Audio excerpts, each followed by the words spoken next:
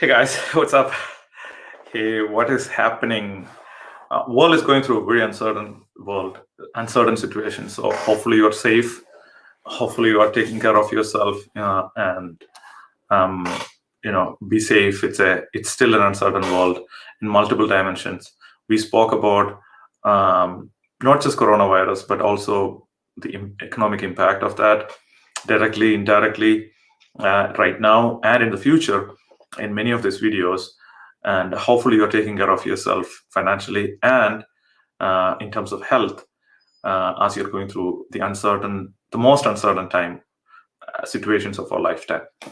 That being said, the topic that I wanted to discuss today uh, is how to empower your team to build your business. How to build your business by empowering your team. So I spoke about a similar topic about empowering team in a different angle last time, but I'm going to talk about it from a different angle today. So think about it. What is the number one thing that would help you to build a great team? I'm going to share that with you in a second. But before that, if you know this information, what is going to happen is you will be able to take your business to the next level. Authentically, sincerely take your business to the next level. But if you don't know this, then what happens is people who work with you, I don't know whether you felt this before, they might hate working with you. They might be like, oh my gosh, why would I work with this guy, with this company? And most people hate their job anyways. Like, especially in the US, about 70% of the people hate their job. They don't like their job. They just are going to work with so much stress, and they're bringing, like, Sunday evening, they're scared, they are anxious, and oh my gosh, I need to go work, and they work for weekends. And it's fascinating. If you are in the US, you already know this. Friday afternoon, people are very excited, they're very happy because they don't need to work. I mean, is that how we wanted to design our workplace? I mean, it's fascinating, right? So the workplace in one of the richest country in the world is designed so that people hate their jobs. Can you imagine that? Is that the best we could do? Okay, so that's why we should listen to what I'm about to tell you. So over the years, when I worked with people from, at this time, more than 25 countries directly reporting to me, as a vendor, as a contractor, as an employee. I have worked with, like, people from Lebanon, from Syria, from Afghanistan, not Afghanistan, Pakistan, India, Bangladesh, Canadians, Americans, Australians, French, and so on and so forth, right? So when I work with people from globally from different countries, as I'm helping businesses in 14 different countries now, one thing that I'm realizing is that in order for you to take care of your team, they need to trust you. It sounds like a simple idea, like, oh my gosh, trust you, what's the big deal there? But what I have seen time and again, the CEOs of companies, the management of the companies, they do things that basically takes away the trust for the entire team. If you say something to the team, you need to deliver it. Don't say stuff and then backtrack every 3 minutes. Do you understand what I mean? So imagine we have this concept called 360-degree customer experience. What it means is it's not just your customers or clients who are your clients. 360-degree customers or 360-degree clients mean that your husband, your wife is your customer. Your team is your customer. Your manager is your customer too, right? The company is your customer too. So essentially, when I say 360-degree customers, what I mean is anybody that you interact with on a business context. Your vendors are your customers. Your custodian, the person who comes and clean your office, is your customer too. Your team members are your customers. Everyone that you interact with are your customers. So we have this saying that customer is always right. Yeah, they are always right, because all of us are customers. You are your own customer too. And there are situations, there are some customers who would potentially abuse you if that hasn't happened to you yet, it will happen. Right. So there are customers who want to take advantage of you. My video is zoomed out. Hopefully, oh my gosh, yeah. Okay, it is going to somehow figure it out itself. Okay, so there are people who want to abuse you. They want to take advantage of you. So if somebody is taking advantage of you, then definitely you are in that context. You are your own customer. So you are your own customer. Because you are your own customer, what happens is you need to take care of yourself too. Looks like my video is still foggy. How about now? Or maybe it's me thinking. Maybe I don't have my glasses on. I don't see myself clearly. Yeah, but still it's foggy. Okay, so the bottom line is they need to feel that you could be trusted. They need to feel that you take care of them. Oh, looks like it's okay now. Yeah, so they could trust you. So once they see that they could trust you, they would be able to tell you exactly what they feel, and they could enjoy, for a change, enjoy what they do. Right? Imagine this. They're like, we are civilized society. We are civilized society. But when it comes to work, we are slaves. Most people are slaves. They hate the job that they do.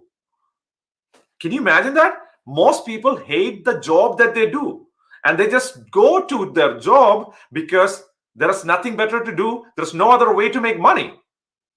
And Saturday evening, they're stressed. They're stressed. They're scared, essentially. They're fearful, although we call it fancy words like I have a little bit of stress, but essentially they are fearful about going back to their work. So if you think about it, if you're able to build trust between you and your employee, then what if you could imagine a workplace where people love to come and work? People will enjoy working there for your organization. They would be like, oh my gosh, I'm really excited. Sunday evening, I get to go to work. This is not a utopia or imaginary situation. I know people who run organization like this. I teach people to run organization like this too. And I truly believe that people who work in my team does this too. So I sincerely believe that.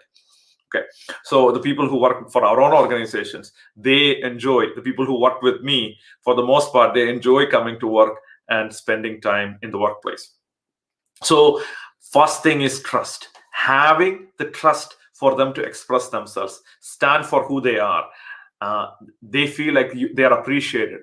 If they screw up something small, they did everything to make sure that there are no major mistakes. But if they make a small mistake, they know that they could count on you.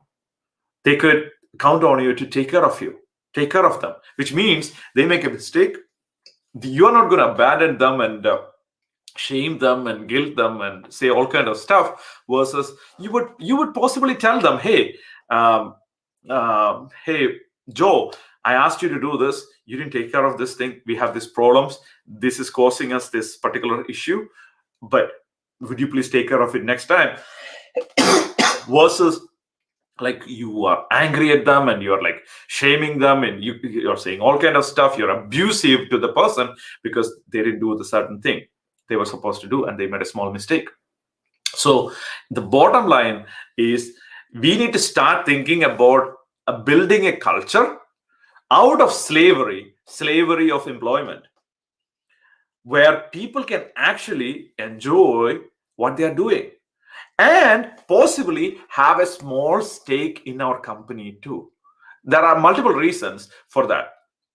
So if you're familiar with ESOP, like employee-owned companies are more successful than many other companies in the world. Why? Because employees feel that they have a contribution in the company, they have a say in the company, they have a profit share from the company. Imagine a bank. I mean, a lot of us hate banks. I don't like banks, so I'm not saying that you hate banks.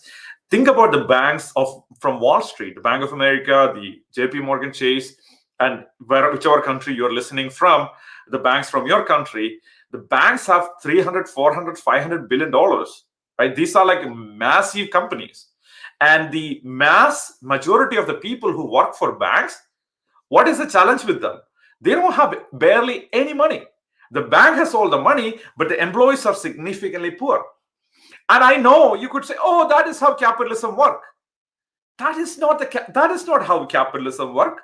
The capitalism should work in a way that it is, they are selfish for building a big organization. In addition to that, they're selfish for their employees because they are their customers too. Employees are your customers. If you're a business owner, your team members are your customers, so they need to be happy too, because when your employees are happy, then you create what I call as a super tribe, a tribe of people who have a certain collected goal to accomplish and take your company to the next level.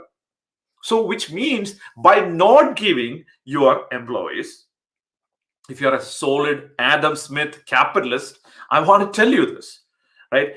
If you want to be true capitalist, it needs to be, it works on greed. You would be like, I'll do what is on my self-interest so that I could help the world. That's the idea. That's one of the fundamental ideas of capitalism.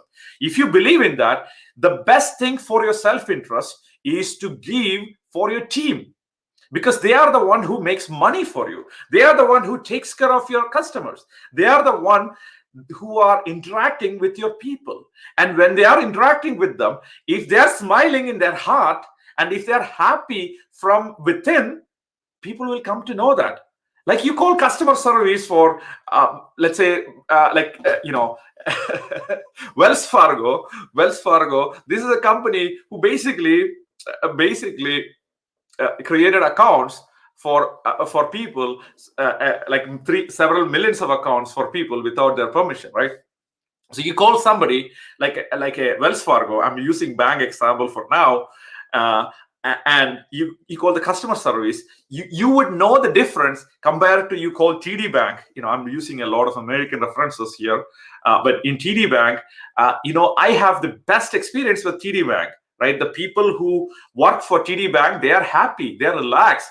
It's a completely different culture. So is BB&T, which is another bank in the US. And if you are listening internationally, I'm giving some examples of what is the difference, right? And so when your customer service is pleasant to their customers, people feel that in their heart, right? So in other words, should your customer service person be happy? Yeah, for sure. Because when they are happy, that happiness is transmitted into the person who is listening. And they associate that happiness with your brand. And if that person is stressed out because they make the minimum wage, although your company is $500 billion, and I know most of you listening are not the CEOs of JP Morgan Chase, and you guys have smaller companies, but I'm showing this bigger examples so that we understand what is going on in a bigger world, so that you could start doing this in your smaller world, in our smaller world, like we could do in our smaller world. The bottom line is, treat your team members like they are your customers. Treat them with respect. Just because they are working for a small salary in your company doesn't mean that they don't deserve respect. They deserve respect too, because they are precious people, right? They are somebody's dad, somebody's mom, somebody's lover, somebody's wife, husband, or something, right? So that's how, when you start treating people with that level of intensity and love and compassion, and then you sincerely care for them, then they go the extra mile. Because in every organization that is successful in the long term, again, for every organization that is successful in the long term, they have one thing in common. The employees spend their discretionary time and energy into the organization. One more time. Employees spend some extra time and commitment. They go the extra mile or extra inch or extra feet. It doesn't need to be extra mile, extra feet or extra inch or extra millimeter for the organization. That's the moment you know that your company is successful. There are so many surveys and so many systems to find out whether your employees are happy. There are so many things. But essentially, if your employees are happy, I'm not asking you to lose profit or lose money while doing business. That's not the idea. You need to work on your greed. That's perfectly fine. You could be greedy and be a true capitalist. But in order for you to be a true capitalist, we need to take care of our people. So when you take care of your people, if you have 300 people or 300,000 people, what happens is when you take care of your people, what happens is that many people join the force of capitalism. They are all also enjoying the fruits of your greed. Make sense? So at that point, you can build a community of people. Look what happened right now, right? Right now, like three people, three richest people in the world have more money, I don't know, than more than 40% of the US. And now you could say, let's distribute this whole money to everybody in the world. That is socialism. That's not what I stand for either. What I stand for is where you could be greedy for your wealth. So you are a true capitalist and you're building your asset, and the people who are building with you, they get to share your greed too. So this way you're selfish for your company, selfish for your people, for your own best interest. What you're doing is you are taking care of your team members, and their family will be taken care of too. Does that sound too radical? Right? This is a normal thing that we should do for our own interest, right? So at that point, imagine a world where in your company, and if you own a company, and I teach businesses in 14 different countries now, and this is a kind of culture I'm helping people to build in their own organizations. So imagine a company where you are the CEO of the company, and if you ask your employees on Sunday evening, ask them, hey, what do you think about going to work tomorrow? They're like, I'm excited to go back to work on Monday. That is your test as a CEO. That is one of the tests. Of course, there are so many tests. And if they're drudging, they are scared, they're stressed, then as a CEO, I have to say that you might have failed. That is the reality of it. So if you want to be a CEO where you are making money, I'm not asking you to not make money. Yeah, make money, as much money you can make. At the same time, I'm talking about the team members. When your team members on Sunday evening, if surveyed, and they say, you know what, I love going to work for this company. And I love going to work because it's so much fun, because I know that I'm trusted. I know that if something happens, I know that if I make a mistake, they're not going to, they're going to take care of me. They are going to stand by me, and they're not going to, the manager is not going to abandon me and, cover his rear, versus the manager is going to take care of me, and we have a trusted relationship with no politics, no games. That's my dog. You can see him there. Oh, here we go. He went lay down. Okay, so when people can actually feel that, then you accomplish something big. Then you created a culture. So that is a culture that I'm aspiring for. And you might be like, oh, that's not practical. And I believe that nothing was practical until somebody made it practical. So please don't say that it's not practical. Nothing was practical. Going to moon was not practical. Creating a coronavirus vaccine in 1 year was not practical. Nothing is practical until somebody make it practical. So imagine a world we have a serious problem because most majority of people hate going to work. You create a company that people go love working with.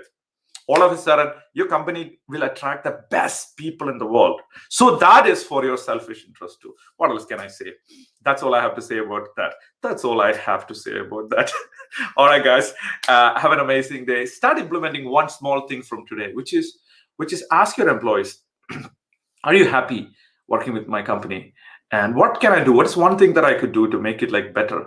And figure out a way to create a little bit more profit, and then figure out a way to share a tiny percentage of your profit for your employees, if you are in an industry where you could do that, and then structure it in such a way. And if you promise something like that, there are companies. I used to work for a company. They promised something and they came up with this fascinating structure.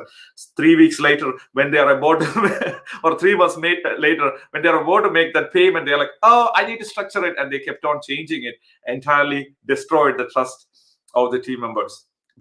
So if you promise something before you promise something, make sure that this is something you're going to deliver, and then and deliver it no matter what, and make sure that you do it in a sustainable way. This way you attract the best people in the world, and when you attract the best people in the world, your business could actually move to the next level in a completely different world. So this is one way to bulletproof and grow your business when the world is going through an uncertain place, because the best team members are very hard to keep, very hard to find.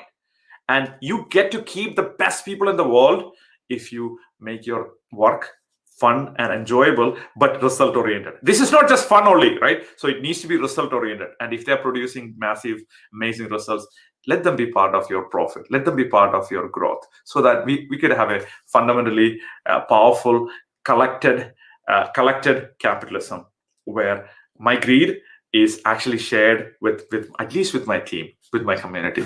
How does that sound? Let me know in the chat what do you think, and I'll talk to you next week about a different topic. Bye, guys. Have an amazing day.